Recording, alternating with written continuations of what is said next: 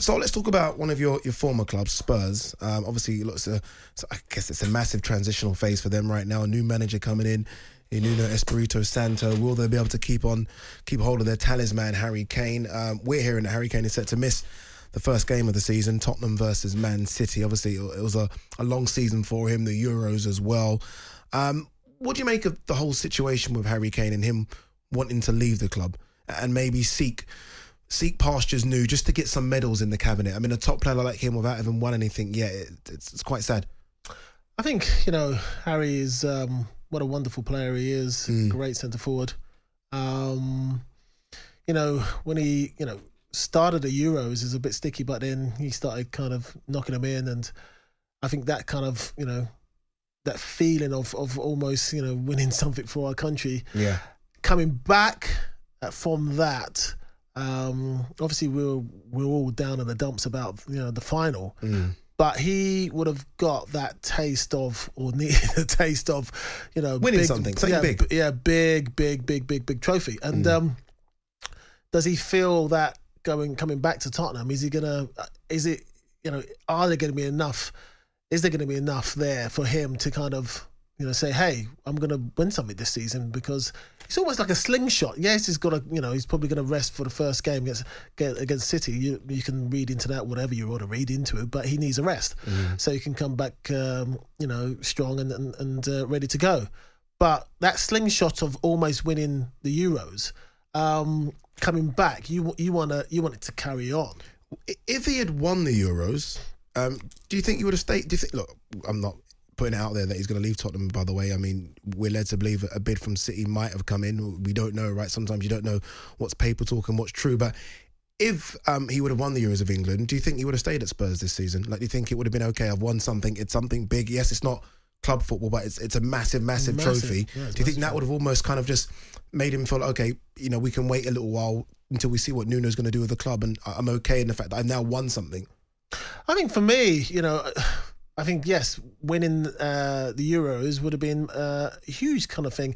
You remember he did come out before the tournament and say, look, it's, my time's up and I want to kind of, move on. Winning the Euros, if that had happened, that would definitely settle him down. But then obviously he wants it to go again. I'm not saying you become greedy, but you do become professionally kind of greedy. I want to keep on winning. I haven't got many years left.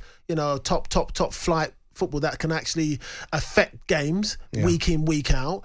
I want to utilise these final 4, 5, 6 years, and I want to win something.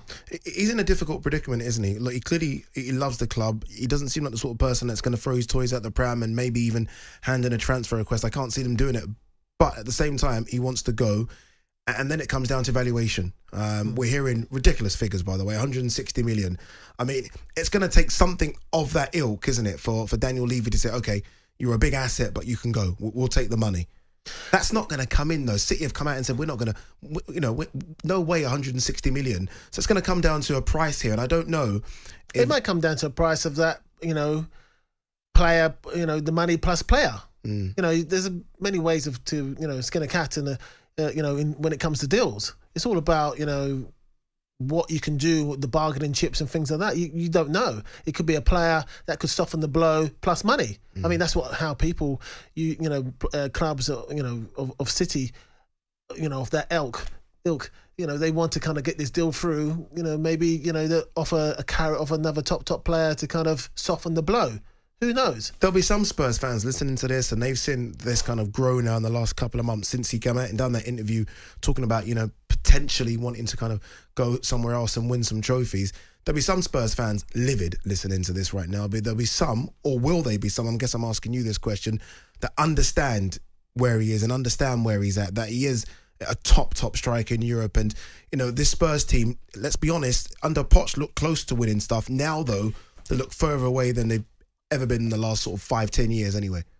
Well, the trouble is they might need the money to kind of, redeploy back into the system to kind of get, players to kind of, push them up the league and maybe challenge, to the fourth place. They might need to distribute that money if they get that type of money in. If they don't get that type of money in and Kane does stay, and I'm sure most of the fans will love that, it might be difficult. But you don't know. Sometimes you get start the season, it goes really well.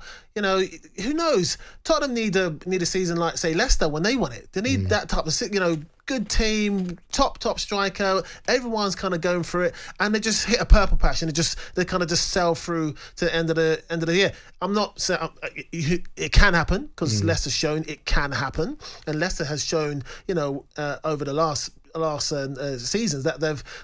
I'm not saying they punched over above their weight, but you know they've done wonderful. Yeah, look, Leicester have overachieved. So it can happen. Let's be honest. Leicester in the last 6 years, it can happen. Have definitely overachieved as a club, and good luck to them.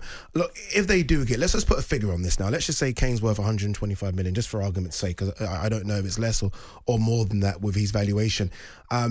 How much will Nuno get of that? And can Nuno be trusted to kind of spend that money wisely as well? I mean, the last time they sold a player for big money was Gareth Bale. Lamela came in. That didn't quite work out. Lamela's gone, right? Now, there's been others that came in as well. Some have done okay. Christian Eriksen, some haven't. Do you think Nuno can be trusted to kind of spend that money right and, you know, buy players that Spurs need to kind of go forward and build this squad? Well, look at what he's done at Wolves. You know, he's okay. The Wolves have got money. They've got money, and I think he spent it wisely. Okay, you know, last season was maybe the Europa League has kind of taken a lot out of the system of their play of the squad, but he's done really well. 30. What did he spend on that little kid? 37 million on Silva. Yeah, so that's a waste of money. No, but over the course of his signings, of course, not just one signing, you're going to have some bad signings. You can't have the perfect kind of 10 players coming in and everybody works out. I mean, it doesn't work out. As long as majority of the players work out, and when you look at who he's brought in at Wolves, they've kind of worked out. So look, the next question is going to be a difficult one for you, and I apologise, but I've got to ask it just because obviously you were at Spurs, you came through the youth ranks at Spurs. Like, how difficult? No, seriously, how difficult though was that decision for you? Because that's what's going through Kane's head right now, right? He's come through Spurs. He was there over a long time. He wants to win trophies. You're in exactly the same predicament, wanting to win trophies. Look, fans aren't going to understand this, and they're not going to care. But that, as a player, you want to go where you can be successful. It's a short career. We've seen that. It ends very, very quickly. I just feel that where Kane is now, age-wise, he wants it to happen now. He wants it to happen now. I mean, professionally, he wants it to happen now. I don't, or the possibility of happening now. Nothing's guaranteed. Nothing's guaranteed, but the possibility. And he wants to have, those really top players. I'm not saying, of course, there's top players at Tottenham, but he wants that whole environment to be around him. And also, I'm not saying build a team around him, but he wants that. I'm not saying he wants instant kind of success, but I think he's at the age where he has to think about that. I don't think he can go, unless he's got get some guarantees from Spurs that, hey, if I stay, we're going to reinvest and build another team around you and get fill in the gaps and make the difference. Yeah, does he have the time? Look, Son's committed to another 4 years and he's a fantastic player. And yes. I think that Kane-Son partnership's fantastic. And some people might point to the fact that Kane signed a new contract a couple of years ago. When he signed it under Poch, it looked like the team was going in the right direction. Champions League finals, team was pushing up the league. Right now, they're not that same team, so you can understand where his mind has been changed a little bit. Look, this Kane debate is going to go on all season, right? Until this deal either gets done or doesn't, until he either starts in a Spurs shirt or doesn't, we'll soon find out. Jim White and Simon Jordan, Monday to Thursday morning, 10 till 1. On AM, on DAB, via the talkSPORT app and on your smart speaker. talkSPORT.